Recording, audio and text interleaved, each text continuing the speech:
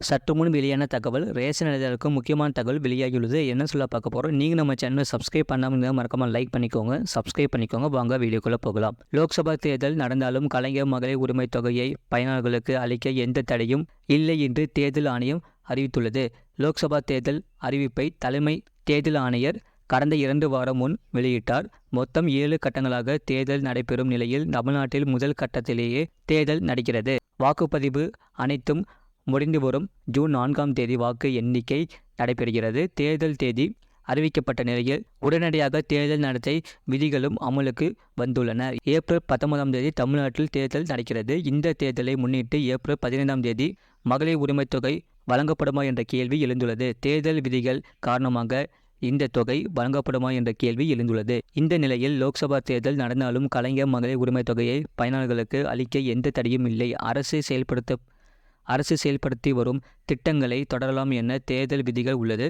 எனவே தேர்தல் ஆணையத்தில் எந்த அனுமதியும் பெற தேவையில்லை. கலைஞர் மகளிர் உரிமைத் தொகை எப்பொழுதும் இந்த மாதம் 15ஆம் தேதி வழங்கப்படும் என்று தலைமை தேர்தல் அதிகாரி தெரிவித்துள்ளார். கலைஞர் மகளிர் உரிமை திட்டம் விரைவில் மேலும் விரிவுபடுத்தப்பட உள்ளது.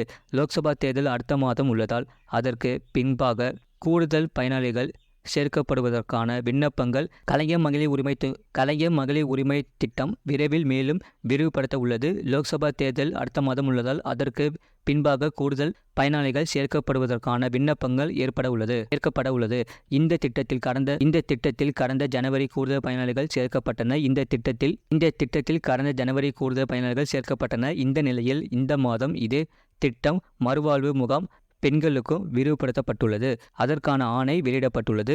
அதேபோல் இதுவரை விடுபட்ட பெண்களுக்கும் பணம் அனுப்பப்பட முடிவு செய்யப்பட்டு உள்ளது. கலைஞர் மகளிர் உரிமைத் தொகை திட்டத்தில் கடந்த ஜனவரி மாதம் கூடுதல் பயனாளிகள் சேர்க்கப்பட்ட நிலையில் 90% மகளிருக்கு உரிமைத் தொகை சேர்ந்து விட்டது என்றும் தகுதியான ஒரு சிலர் விடுபட்டு இருந்தால் அந்த பட்டியலை மாவட்ட ஆட்சியரிடம் வழங்க திமுகவிற்கு அமைச்சர் உதயநிதி ஸ்டாலின் அறிவுறுத்தியுள்ளார். தேர்தலுக்கு பின் இவர்களுக்கும் பணம் வழங்கப்படும் என்று எதிர்பார்க்கப்படுகிறது. ஏற்கனவே கலைஞர் மகளிர் உரிமை திட்டத்தின் கீழ் கடந்த ஜனவரி மாதம் மேலும் சில பயனாளிகளுக்கு பணம் அளிக்கப்பட்டு வருகிறது. கடந்த 2 மாதங்களுக்கு முன்தான் இந்த திட்டத்தில் மீண்டும் சேர 11.8 லட்சம் பேர் மறு விண்ணப்பம் கொடுத்துள்ளனர். அக்டோபர் இறுதி வரை இவர்கள் கொடுத்தனர். இப்போது 1.7 கோடி பேருக்கு இந்த பணம் தற்போது கொடுக்கப்பட்டு வருகிறது. தேர்தலுக்கு பின் மேலும் சிலருக்கு இந்த திட்டத்தில் பணம் வழங்கப்பட உள்ளது. தேர்தலுக்கு பின் புதிதாக விண்ணப்பங்கள் ஏற்பட உள்ளன. ஏற்கனவே முதல்வர் ஸ்டாலின் இது தொடர்பான வெளியிட்ட அறிக்கையில் குடும்பத்திற்கான வாழ்நாள் முழுவதும் ஓயாமல் உழைத்து கொண்டிருக்கும் பெண்களின் உழைப்பிற்கு அங்கீகாரம் அளிக்கும் வகையில் அவர்களுக்கு ஆண்டிற்கு ரூபாய் 12,000 உரிமைத் தொகை வழங்கும் கலைஞர் மகளிர் உரிமை திட்டமானது பெண்களின் வாழ்வாதாரத்தை மேம்படுத்தி வாழ்க்கை தரத்தை உயர்த்தி சமூகத்தில் அவர்கள் சுயமரியாதையோடு வாழ்வதற்கு வழிவகுக்கும் உயரிய நோக்கம் கொண்டது. கலைஞர் மகளிர் உரிமை திட்டத்தில் இணைந்து கொள்ள 1,63 லட்சம் விண்ணப்பங்கள் அரசுக்கு வரப்போன்ற நிலையில் அவர்களின் தகுதியுள்ள 1,6,50,000 விண்ணப்பங்கள் தேர்வு செய்யப்பட்டது. இப்போது 1,7,50,000 விண்ணப்பங்கள் தேர்வு செய்யப்பட்டது குறிப்பிடத்தக்கது. இது போன்ற செய்திகளை உடனுக்குடன் அறிந்து கொள்ள மறக்காம சேனலை சப்ஸ்கிரைப் செய்யுங்கள். மற்றவர்களுக்கு தெரியப்படுத்த ஷேர் செய்யுங்கள்.